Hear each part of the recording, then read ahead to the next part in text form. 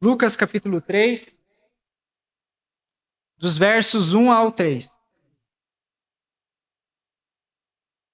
A palavra de Deus diz assim: Era o 15º ano do reinado do imperador Tibério César. Pôncio Pilatos era governador da Judéia.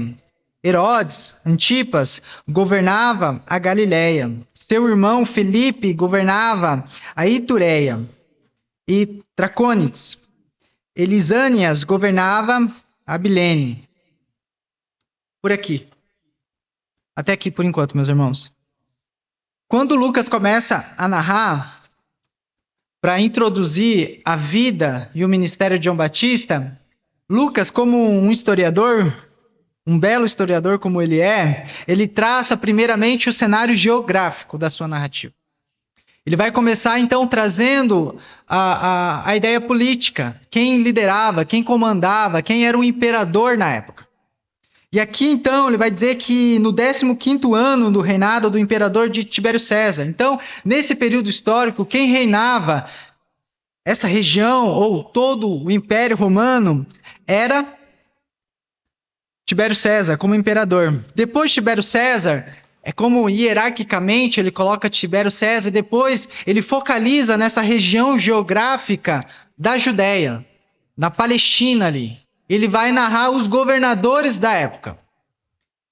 E ele vai dizer que os governadores dessa época eram, melhor dizendo, né?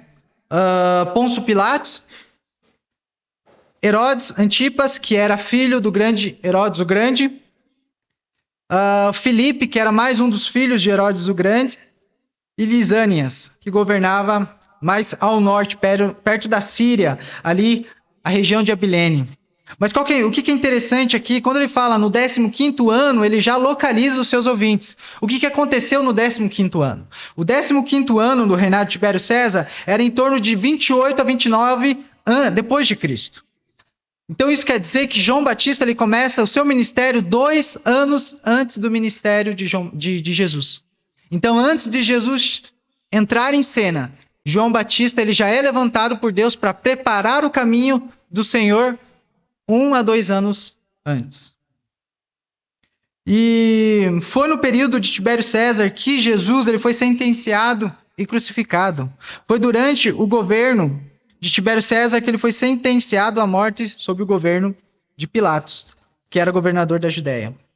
Então, meus irmãos, quando a gente olha para esse cenário geográfico, a gente vai ver que Lucas ele começa a situar os seus ouvintes, a olharem para os governadores da época, começando do sul para o norte. Então, essa região da Palestina, me perdoe, eu não consegui trazer slides hoje, ficava mais visível com slides, mas essa região da Palestina, ela era dividida por blocos. E ele começa desde o sul, quando ele fala da Idumeia, da Judéia, de Samaria. Essa região entre Judéia e Samaria é como se fosse no nosso mapa hoje, Rio Grande do Sul, Santa Catarina, Paraná. Então, você tem ali Idumeia, Judéia e Samaria. Essa região era governada por Pôncio Pilatos. Aí mais uma região central da Palestina, ali depois da Judéia e Samaria, nós tínhamos a região central que era a Pérea, mas além do Jordão. Então você tem o Rio Jordão aqui, mas além do Rio Jordão, você tem a Pérea e ao norte a Galiléia, onde Jesus começou e concentrou o ministério dele, em Cafarnaum. E Herodes, que era filho do Herodes Antipas, que era filho do Herodes o Grande, ele reinou nessa região. Aí mais ao norte nós temos a Itureia e Traconites, que era Felipe, o outro filho de Herodes, que governava essa região aí. E aí o que é interessante disso? Depois que Lucas ele traça o cenário político, o cenário geográfico, ele começa a focar agora no cenário religioso. Porque é importante para um historiador, e a gente vai ver através dessa perspectiva aqui, que a arqueologia bíblica ela vai trazer algo para confirmar a narrativa bíblica. Então foi achado esses tempos atrás, se eu não me engano, uma pedra com a inscrição de Pôncio Pilatos. Porque na academia, antigamente, falavam que a história de Jesus, se eles não conseguiam considerar Jesus como um personagem fictício, eles consideravam Jesus como um personagem histórico, mas não a sua deidade. Não como um filho de Deus, mas como uma pessoa qualquer. Por quê? Porque eles não viam nada que comprovasse, por exemplo, Jesus nunca escreveu nada. Jesus nunca escreveu sua autobiografia. Então, e não tinha quase nada falando sobre Pôncio Pilatos, por exemplo. E aí, esses tempos atrás, foi achada essa pedra com o nome de Pôncio Pilatos. E aí isso foi dando mais credibilidade. A gente não precisa da arqueologia bíblica para trazer credibilidade para a Bíblia, mas isso é interessante que isso aponta que a narrativa de Lucas, ele era sistemático.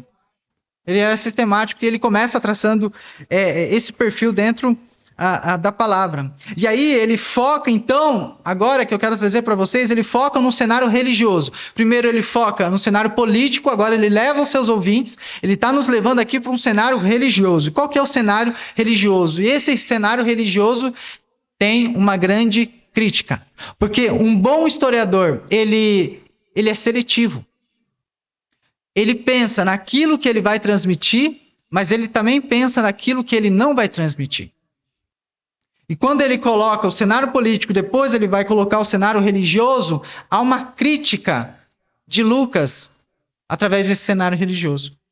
Qual que é a crítica? No versículo 2, quando ele fala: Anás e Caifás eram sumos sacerdotes. O que é interessante nessa frase? Que perante o Velho Testamento, a gente vai ver que só existia um sumo sacerdote.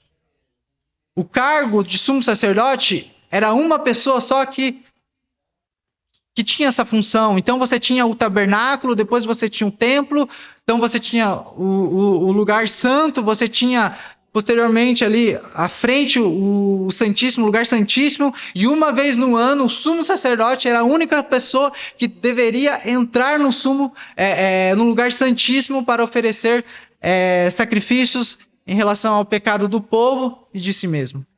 Então era uma posição muito importante e era um cargo vitalício. Só que Lucas vai começar a narrativa dele falando que nesse período existia 2 sumos sacerdotes, Anás e Caifás. Quando você vê para esse cenário, o que nós pensamos? Por que 2 sumos sacerdotes? Aqui há 2 possibilidades, meus irmãos. A primeira possibilidade é que Anás ele tinha sido deposto do cargo de sumo sacerdote pelos romanos. Porque a gente sabe que nesse período histórico, os judeus eles não eram independentes politicamente. Então, o Império Romano comandava toda a questão política. Provavelmente, Anás ele foi deposto dessa posição, que era uma posição de influência, e foi colocado Caifás. Só que, lembra como eu falei para vocês, que o cargo de sumo sacerdote ele era um cargo vitalício? Então é como se Anás ele fosse deposto pelo Império Romano e Caifás fosse colocado pelo Império Romano, só que o povo considerava ainda Anás como sumo sacerdote, porque era um cargo vitalício. Então você tinha o quê? 2 figuras de sumos sacerdotes. E a gente vai ver isso na narrativa dos evangelhos. Essa é uma primeira possibilidade. A segunda possibilidade, que é a possibilidade que eu me associo muito, eu gosto muito, que essa é uma crítica de Lucas que ele estaria fazendo devido à corrupção religiosa da época. Onde os cargos de sumos sacerdotes eram mais uma questão política do que religiosa. E aqui já traça o nosso ambiente histórico. Por quê, meus irmãos? Quando que esse cargo de sumos sacerdotes ele se tornou algo muito cobiçoso? Eu preciso voltar um pouco para o período interbíblico. E foi no período interbíblico que essa união entre o governo civil e o governo religioso se concentrou na figura do sumo sacerdote. Então não há mais rei em Israel. O que há é um governador local. E esse governador local ele tinha 2 funções: governar o povo de forma civil e governar o povo de forma religiosa. Então foi concentrado os dois ofícios debaixo de uma pessoa só. E aqui temos um perigo muito grande, que é Deus nunca quis que esses dois ofícios ficassem debaixo de uma pessoa só, a não ser na figura de Jesus Cristo. Por quê? Nesse período, no período interbíblico, e nesse período, o templo não funcionava mais como uma questão religiosa, mas funcionava como bancos. É por isso que os impérios, quando eles invadiam os territórios, eles saqueavam o quê, primeiramente? Os bancos. Porque os bancos eram essa riqueza. Jerusalém também não era diferente. Quando Ciro, o Grande, o rei da Pérsia, ele faz com que o povo volte para Jerusalém, o que ele faz? Ele financia para que o povo venha reconstruir o templo, porque era uma questão política. Então, o templo funcionava como bancos. Agora, o cargo do sumo sacerdote, ele era muito cobiçado e ele era conquistado através de recursos financeiros e de disputas políticas. E aí a gente vê a corrupção entrando dentro da religião judaica. E isso é interessante porque que os sumos sacerdotes nessa época, meus irmãos, eles viviam mais pelas regalias que o seu título tinha do que pela essência do seu cargo. E quando a gente olha para a narrativa bíblica, a gente pode fazer um paralelo nos nossos dias de hoje. Qual que é o paralelo que dá para a gente ver? Que hoje o mundo dá mais valor a títulos do que a funções. Hoje, quem de nós, quando vai se apresentar a alguém, se apresenta quem nós somos, por essência, filhos de Deus, ou qual é a nossa vocação, muitas vezes? Ou melhor, quando nós vamos se apresentar, sempre vem o título antes. Quem é você? Eu sou tal nome, médico. Eu sou tal nome, professor. Eu sou tal nome, a gente coloca a nossa função antes. Mas é interessante quando a gente vai para a Bíblia, Paulo ele inverte essa questão. Paulo não coloca o seu título na frente. Quando a gente vai para Romanos, capítulo 1, como que Paulo ele se apresenta? Em Romanos, por exemplo, ele vai se apresentar Paulo, servo de Cristo Jesus, chamado para ser apóstolo. O título apóstolo é um título muito cobiçoso. Inclusive, os gnósticos, eles tinham esse título. Os falsos profetas queriam ter esse título, porque era um título cobiçoso. E Paulo, ele não usa, para se apresentar às igrejas, ele não coloca o seu título, para que dali venha o valor de quem ele é. Mas ele coloca Paulo, servo de Cristo Jesus, e depois chamado para ser apóstolo. Porque o que mais era importante para Paulo era a sua vocação de servir a Jesus Cristo como servo ou escravo, do que apenas um título. Então, essa função religiosa aqui era uma função muito importante. Muito importante, muito importante. E quando a gente olha para hoje, nas nossas igrejas, muitos são chamados de pastores. Mas quem ou quantos são realmente pastores funcionais? Quem realmente são pastores não por títulos, mas por vocação? Muitos são chamados de líderes. Mas quantos líderes realmente têm a vocação de liderança? Porque hoje vale mais o título do que a função. E, meus irmãos, aqui isso é muito perigoso. Porque durante 400 anos de silêncio profético, a gente vê que durante esses 400 anos de silêncio profético, a palavra de Deus não tinha vindo ainda por nenhum profeta. E aí você tem essa corrupção generalizada dentro do ofício sacerdotal, onde o Império Romano tirava quem ele queria, ele colocava quem ele queria. E aí Lucas ele fala o quê? É interessante isso que Lucas ele vai falar. Versículo, acompanha comigo. No versículo 2 ainda. Ele vai dizer, e dizia... Estou em Mateus aqui, só um pouquinho. Lucas 3:2. Ele dizia: Anás e Caifás exerciam o sumo sacerdócio. Foi nesse ano que veio a palavra do Senhor a João, filho de Zacarias, no deserto. Olha que interessante. A palavra de Deus, depois de 400 anos de silêncio profético, ela não veio no templo, ela não veio no sinédrio, ela não veio na sinagoga, mas ela veio no deserto. Primeiro eu vou focar o lugar, depois eu vou focar a pessoa, tá? Gente, isso é muito importante porque Lucas enfatiza que o lugar onde a palavra veio foi no deserto, fora da figura do templo, fora da figura religiosa da época.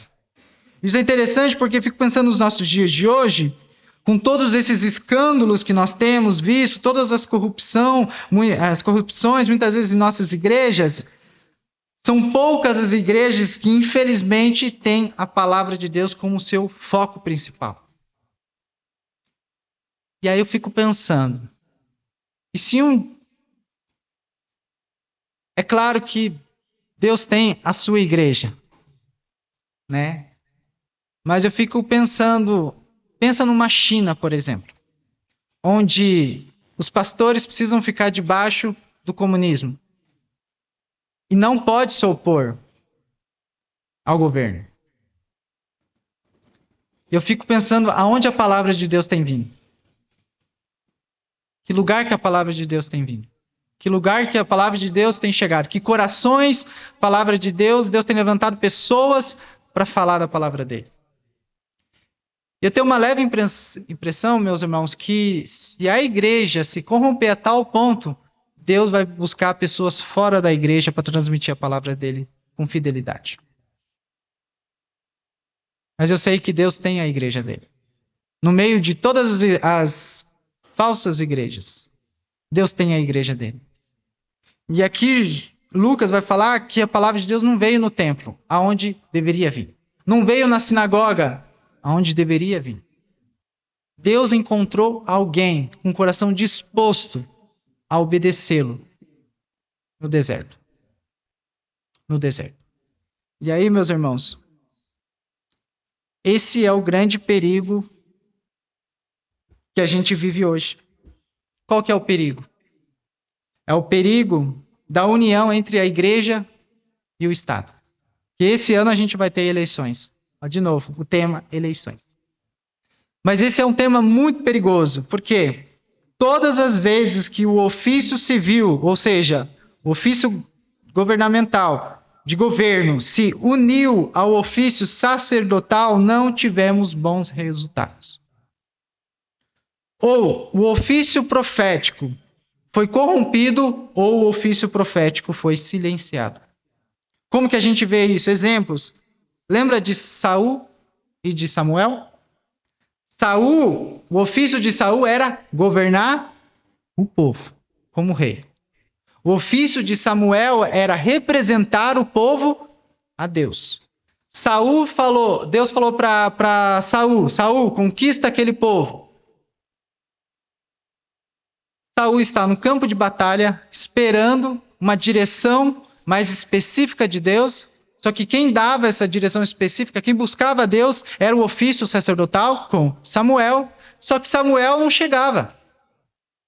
E aí Saul, ele tem nas mãos, então, ele pega nas mãos a prerrogativa de invocar o nome de Deus para buscá-lo, para saber o direcionamento de Deus. Ele começa a buscar, a usurpar uma função que não era dele. A função dele era governar. A função de buscar o direcionamento de Deus específico era de Samuel. O que Saul faz? Ele une essas duas funções debaixo do governo dele. E Deus o reprova. Por isso que é importante para nós, muitos pastores são bivocacionados, por exemplo, de estar à frente de uma igreja local, mas também tem uma vocação de ser pastores, por exemplo, de ser políticos, por exemplo. É necessário sair dessa função de pastor para ingressar um cargo político, porque as duas coisas não podem ser misturadas. A gente pode ver no período dos Macabeus, quando as duas esferas ficaram debaixo de uma única pessoa. Quando eu citei para vocês hoje de manhã, João Hircano. Então, ele manipulava as pessoas através da religião. Ele usava o seu ofício religioso como o seu ofício de governo e ele manipulava as pessoas. E os profetas, meus irmãos? Nos dias de Davi, a gente vê que os profetas eles eram ouvidos. Porque quando Deus levantou o ofício do rei, do reinado, Deus levantou consigo o ofício profético, porque o rei precisava estar debaixo da palavra de Deus. Davi, então, quando estava pecando com Betseba, Deus levanta um profeta chamado Natã, e Natã coloca o dedo na cara de Davi e fala: Davi, você pecou. Porque Natã, com seu ofício profético, precisava estar além dessa relação com o rei. Para poder colocar o dedo na cara dele e falar: você está errando. Mas a gente não vê a mesma forma no período de Salomão. Salomão, ou ele corrompeu os profetas de Deus, ou ele silenciou os profetas de Deus. Meus irmãos, a gente vê no período dos reis. Quantos falsos profetas surgiram, se levantaram para falar coisas boas para o rei. Então, quando esses dois ofícios, ou 3 ofícios, profético, do rei e sacerdote, eles se unem debaixo de uma única pessoa só, há tiranias. Há tiranias. E a igreja, se ela não se atentar, ela perde o seu papel profético na sociedade. Porque quando ela se une a um partido político, por exemplo, não é errado a gente falar de política. A gente tem que instruir que nós somos cidadãos dessa sociedade. Nós precisamos votar com consciência. Mas a gente tem que saber que uma coisa é igreja e uma coisa é política. E aí, quando a igreja se associa a isso, nós perdemos a nossa prerrogativa do nosso papel profético. Porque todas as vezes que a igreja se une ao Estado, politicamente, perdemos a capacidade de sermos uma voz imparcial na sociedade. Perdemos a capacidade profética de denunciar as injustiças sociais e buscar por mudanças. Aí eu cito aqui uma frase de Hernandes Dias Lopes. Ele vai dizer: nossas autoridades precisam entender que são ministros de Deus para a promoção do bem e a coibição do mal. A igreja cristã precisa exercer a sua voz profética, orando pelas autoridades constituídas e clamando contra o mal, ainda que isso lhe custe o desconforto da incompreensão ou até mesmo o dor da perseguição. Mas a gente precisa ser uma voz individual. Só que aqui, nesse período histórico, não existia isso. Porque o cargo do sumo sacerdote era associado ao Império Romano. Por isso que você vai ter comunidades judaicas nascendo, os helênicos, se eu não me engano. Os herodianos, por exemplo. Que era uma casta política que fazia essa intermediação entre Herodes e o povo judeu. Era mais um aspecto político do que religioso. Continuando, meus irmãos, então a palavra de Deus, ela não veio no templo, ela não veio na sinagoga, ela não veio no sinédrio, onde ficavam os religiosos, a palavra de Deus veio no deserto. Agora eu quero focar na pessoa. O que João tinha de especial? Já parou para pensar? O que João tinha de especial para Deus levantá-lo como o último profeta da antiga aliança? João Batista não escreveu nenhum livro sequer. João Batista não realizou nenhum milagre. João Batista não se casou, não teve filhos. Ou melhor, ele passou os seus últimos dias de vida numa cadeia e morreu jovem, sem deixar herança nenhuma. Quem foi João Batista? O que ele tinha de especial que Deus o levantou? Ou Como João Batista seria visto por nós e pela nossa sociedade hoje? Como João Batista seria reconhecido, ou o que nós falaríamos como igreja ou como sociedade sobre João Batista se ele vivesse nos nossos dias hoje? Provavelmente ele seria considerado um homem esquisito, um homem antissocial.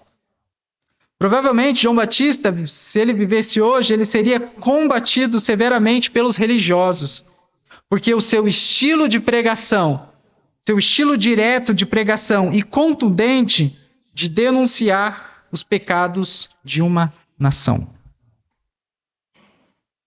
Talvez ele seria uma pessoa esquisita. Não chega perto desse cara não. Esse cara é louco da cabeça. Ou melhor, né, nas gírias de São Paulo, é louco da pedra. Meus irmãos, só que João Batista morreu por causa de uma mensagem. João Batista, ele foi assassinado por causa de uma mensagem. Qual que era a mensagem? Denunciar os pecados não só do seu próprio povo, mas denunciar a opressão da nação, sobre a nação. Denunciar os pecados dos governos. E ele foi morto por causa disso. E eu quero pensar com vocês, quero voltar um pouco, se vocês me permitem, porque João Batista ele foi filho de um grande pai. E esse pai, ou os pais de João Batista, prepararam ele para a sua missão. Volta comigo. Eu não vou fazer a exposição, mas volta comigo em Lucas capítulo 1, versículo 67.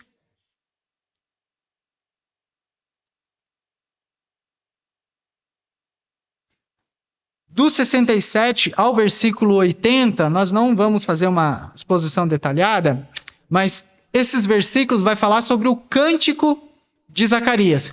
Quando João Batista nasceu, Zacarias, eu fico imaginando Zacarias pegando João Batista nos braços e aí ele começa a profetizar uma forma de canto sobre o filho que estava nas mãos dele. E é interessante, meus irmãos, uma pergunta para nós: o que nós sonhamos para os nossos filhos? O que sonhamos para os nossos filhos? Quais são as expectativas que temos para eles? O que eu e você, o que para mim e para você seria um filho bem-sucedido? O que daria tanta alegria para nós e admiração olhando para os nossos filhos? Porque essas perguntas, a gente precisa olhar para o pai de João Batista e para João Batista. Qual que eram as expectativas de Zacarias para João Batista quando Zacarias pega João Batista nos braços? O que ele fala? Primeira coisa é que, lembra que João Batista estava mudo? A primeira palavra, ou as primeiras palavras de João Batista foram de adoração a Deus. Não foram de reclamação, mas foram de adoração a Deus.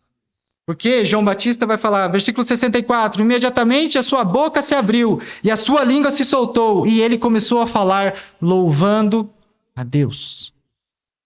Aqui já demonstra como era o coração do pai de João Batista. E como os pais influenciam muito os seus filhos. E aí, meu irmão, ele é pai recente, que alegria a gente pegar os nossos filhos assim quando eles nascem. Primeira vez, quem aqui tem na memória, primeira vez que pegou o seu filho ou sua filha nas mãos? Não é de exultar? Deus, obrigado por essa criança. Não é de profetizar sobre essa criança, num termos corretos, no sentido assim, dizer palavras boas. Senhor, espero que essa criança seja do Senhor. Zacarias fez isso. E a Bíblia ela vai relatar um pai admirado com um coração transbordando de gratidão por causa de um filho. E eu vejo na figura do pai de João Batista a figura de um outro pai, que era o pai de Noé. Lameque, ele vai olhar para Noé e vai falar assim: esse é o descanso do Senhor para essa geração. Esse é o descanso do Senhor para essa geração. E Zacarias vai olhar no seu filho e ele vai sentir, que ele vai ver que a maior honra que ele tem é de preparar o caminho para o Salvador chegar. O filho que estava nas mãos de Zacarias foi eleito por Deus com o maior privilégio, a maior honra de preparar o caminho para o Salvador chegar. Que privilégio, meus irmãos, de Zacarias, que ele deve ter sentido ao ver seu filho sendo preparado por Deus para ser o precursor do Messias. Que privilégio. Pergunta: você teria a mesma alegria se seu filho hoje tomasse a decisão de ser um missionário ou de ser um pastor, em vez de ingressar num caminho para qualquer outra profissão? Você teria a mesma alegria? Se teu filho olhasse para você hoje: pai ou mãe, eu quero ser missionário. Pai ou mãe, eu sinto que Deus tem me chamado para o ministério pastoral. Porque, para mim, eu não vejo a mesma equivalência. Eu não vejo a mesma equivalência. Eu não vejo a mesma alegria. Porque o que para nós é ser bem sucedido, para nós hoje, o que é bem sucedido é totalmente diferente do que é sucedido para a Bíblia. Zacarias se alegrou mesmo sabendo que a vida de um profeta não seria fácil e muitos não tiveram um final feliz. Gente, Zacarias sabia que João Batista seria o profeta do Senhor. Quando ele olha para trás, como viveram os profetas de Deus? Os profetas não tiveram vida fácil. Tem um profeta na Bíblia, que Jeremias, por exemplo, que Deus levanta ele e vai falar: Jeremias, você pode pregar que o povo não vai ouvir. A pior coisa para um pastor, para um missionário, é você ir para um lugar e Deus vai falar: você pode pregar, mas eles não vão te ouvir. Já começa o ministério dele. Beleza, pastor, que ministério, hein? Beleza, pastor. Beleza, Senhor, que ministério, hein? Muitos vão dizer que João Batista, muitos vão dizer que Isaías foi morto, cerrado ao meio. O que esses homens passaram? Só que hoje, ou os profetas, né? Que a continuação do ofício profético hoje está sobre os fundamentos dos apóstolos. Quando a gente olha para os apóstolos, temos hoje os que se intitulam apóstolos, ou pai apóstolos. Mas eles não querem as mesmas dificuldades que os apóstolos viveram. Hoje, tem muita gente que se auto-intitula profeta do Senhor. Mas eles não querem ter as mesmas, não querem viver nas mesmas dificuldades que os profetas viveram. E Zacarias, quando olha para João Batista, ele percebe que privilégio, por um lado, ter João Batista como aquele que foi separado por Deus para preparar o caminho do Messias. Ao mesmo tempo, que vida difícil que ele vai ter pela frente. Nós, como pais, devemos preparar os nossos filhos não para viver, mas muitas vezes para morrer por causa de uma mensagem, que é a mensagem da cruz.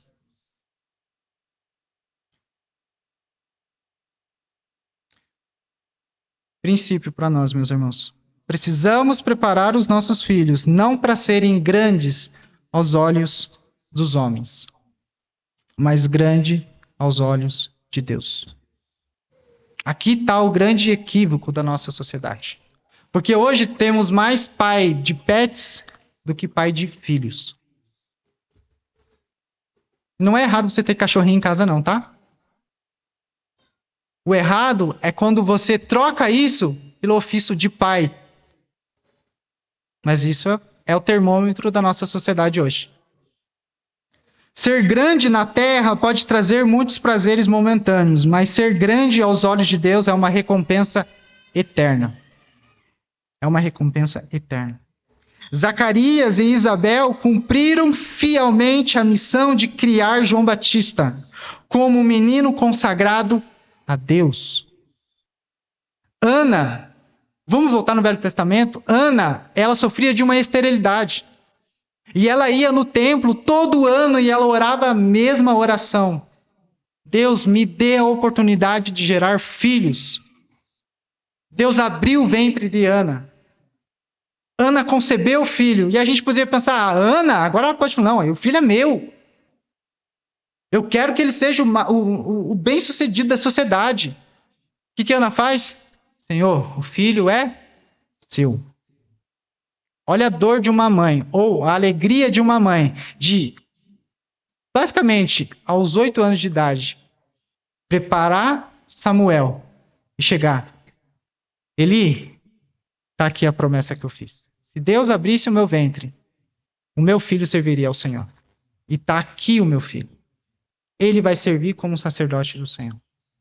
Ana e Eucana prepararam o caminho para Samuel. Zacarias e Isabel prepararam o caminho para João Batista. A maior missão dos pais é criar e preparar os seus filhos para servirem a Deus nesse mundo caído. Pela influência de seus pais, João Batista compreendeu, isso aqui é muito importante, pela influência de seus pais, João Batista compreendeu desde a infância qual era o seu chamado e a natureza do seu ministério. Jamais se apartou do propósito para o qual veio ao mundo.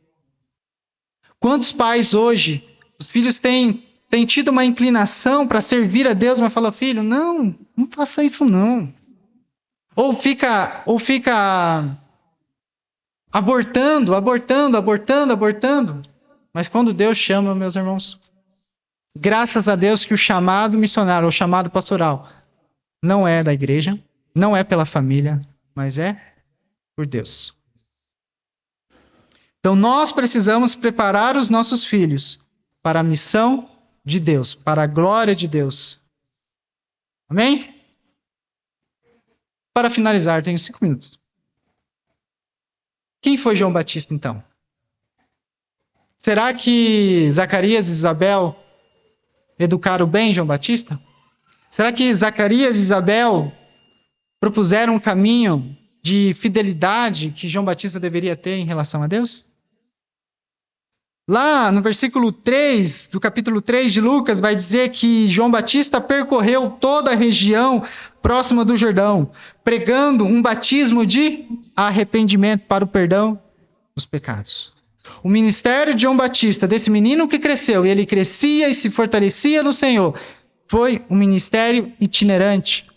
Foi um ministério onde ele não ficava parado. Onde tinha gente, João Batista estava lá. Não segure os seus filhos quando Deus o chamar. Aliás, você não vai conseguir segurar seus filhos. Meus irmãos, muitas vezes nós colocamos tantas barreiras para a missão de Deus. Às vezes é a distância, às vezes é o tempo, a chuva, o sol, às vezes é a falta de ar-condicionado, às vezes é a falta de estacionamento, às vezes é o louvor que não está bom, às vezes é o pregador. Não gostei muito dessa palavra, porque não tinha muita... Cheio! Desculpa, tá? Mas não tinha muita... Precisamos parar de dar desculpas e servir a Deus. João Batista não tinha tempo ruim. Não tinha dificuldades, não tinha barreiras culturais, não tinha barreiras que o impediam de chegar até as pessoas, de pregar a mensagem de Deus. A pregação de João Batista ela era escriturística. Quando perguntaram a João Batista quem ele era, o que ele respondeu? João apontou para as escrituras. Ele disse, eu sou aquela voz que clama no deserto. Fazei um caminho reto para o Senhor, como disse o profeta Isaías. João Batista ele não criou uma mensagem. João Batista, ele representou a mensagem que ele tinha ouvido. Ele encarnou a mensagem na qual ele foi escolhido para encarnar. Portanto, o fundamento da mensagem de João Batista era Isaías. Assim como o nosso fundamento precisa ser a palavra de Deus. Bato na tecla novamente. Nós precisamos ter uma mente bíblica. Se o fundamento da mensagem de João, de João era Isaías, o conteúdo da sua mensagem era arrependimento para o perdão dos pecados. Lucas 3:3 vai dizer que ele percorreu toda a Judéia, todo o Rio Jordão, pregando o batismo de arrependimento para perdão dos pecados. E qual era o público, então, meus irmãos, para finalizar, de João Batista? A gente pensa, João Batista ele foi eleito só para pregar na igreja. Só para pregar para o seu povo. Tempo atrás, na primeira vez que eu fui para o sertão, fui num congresso. Nesse congresso, reuniu vários pastores. E como eu era novo, como eu sou bem novo, o conselho que sempre me deram é, só ouça. Não fala nada. E eu fiquei sentado ali ouvindo. E uma hora chegou no assunto de João Batista, ele não foi bem sucedido. Porque era para ele ficar pregando para o povo, ficar num ambiente ali religioso, pregando para o povo. Mas ele foi lá pregar para o governador, o que aconteceu? Morreu. Eu fiquei pensando nisso, mas isso não é verdade. Isso é uma visão dicotomizada. Deus nos chamou para pregar ao mundo, não para pregar simplesmente para aqueles que estão aqui dentro. E aí, quais são as pessoas que João Batista tocou com a sua mensagem? Primeiro, lá versículo 10 a 11, rapidamente, Lucas 10 a 11. Acompanha comigo na sua Bíblia. O que devemos fazer então? Quem faz essas perguntas? A multidão. De forma geral, então, João, ele alcançou as multidões, ele pregava para as multidões, ele falava, vocês precisam se arrepender, ou seja, quem tem 2 túnicas, reparta-as com quem não tem nenhuma, e quem tem comida, faça o mesmo. As multidões de forma geral, ele pregou, ele alcançou essas multidões de forma geral. Quais são as outras pessoas? Versículo 12 a 13. Alguns publicanos também vieram para ser batizados, e eles perguntaram, mestre, o que devemos fazer? E ele respondeu, não cobrem nada além do que lhe foi estipulado. Agora, não era só mais as multidões, eram pessoas específicas, os cobradores de impostos, os homens da Receita Federal. Não sonega impostos, os homens da Receita Federal. E ele prega para essas pessoas. Ele prega para essas pessoas que tinham cargos políticos. Versículo 14. Então, alguns soldados lhes perguntaram, e nós? O senhor já falou para a multidão? O senhor já falou para os publicanos? E nós? O que devemos fazer então? E ele respondeu, não pratique a extorsão e nem acuse ninguém falsamente. Contente-se com o seu salário. Agora ele prega para os soldados. Prega para a polícia também, meus irmãos. Preguem para todos. Por fim, João Batista pregou, versículo 19 e 20. Todavia, quando João repreendeu quem? Herodes, o tetrarca, por causa de Herodias, mulher de seu próprio irmão, e por todas as outras coisas más que ele tinha feito, não é só por causa do adultério, mas o estilo de vida de Herodes foi alvo da denúncia de João Batista, Herodes acrescentou a todas elas a de colocar João na prisão. E é aí que João perdeu a vida dele. Mas ele não negligenciou a mensagem.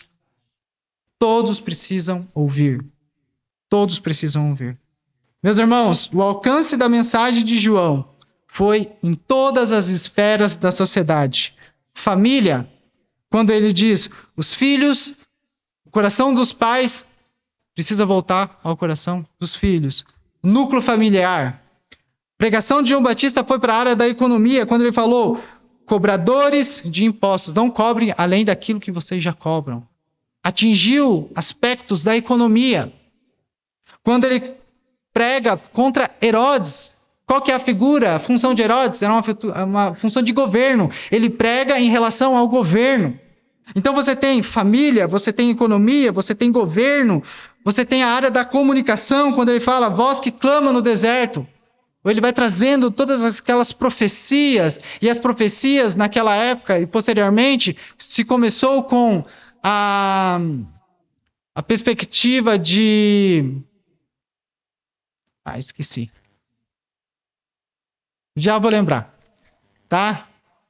Esqueci. Mas comunicação, já eu lembro. A área também que foi alcançada pelas palavras de João Batista, a religião, quando ele fala contra sacerdotes, para que eles se arrependam, os fariseus também. A área da educação, quando ele ensina a respeito do reino de Deus. E as áreas das artes, quando ele diz que exemplifica, na verdade, a maneira como ele vivia, né? Claro que aos nossos olhos vestes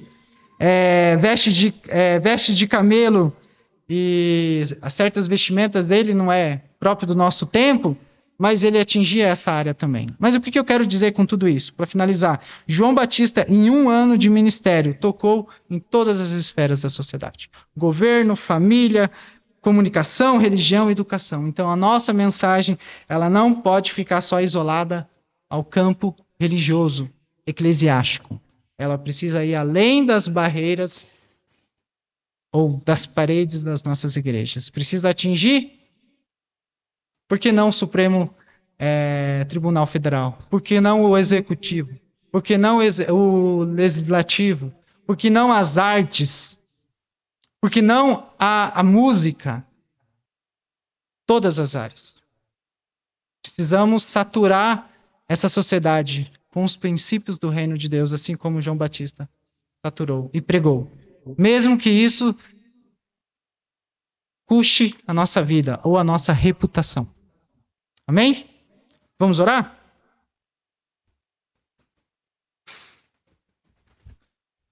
Senhor Jesus, muito obrigado, Pai, por esses dias. Muito obrigado pela Tua palavra. Eu oro te agradecendo, Pai, e peço a compreensão que o Senhor possa gerar no nosso coração, Pai. Que a gente venha entender esses princípios e colocá-los em prática, Pai, na nossa vida diária. Em nome de Jesus, que a gente seja aquele fermento que Jesus dizia. O reino de Deus é como uma semente de mostarda, ou como um fermento. Ninguém vê, Senhor, mas está causando transformação, está impactando a sociedade. Senhor, que a gente não venha a mudar o nosso discurso por causa de cancelamentos, por causa de vergonhas, porque o apóstolo Paulo diz que eu não me envergonho do evangelho, porque é o poder de Deus para a transformação de todo aquele que crê em Cristo Jesus.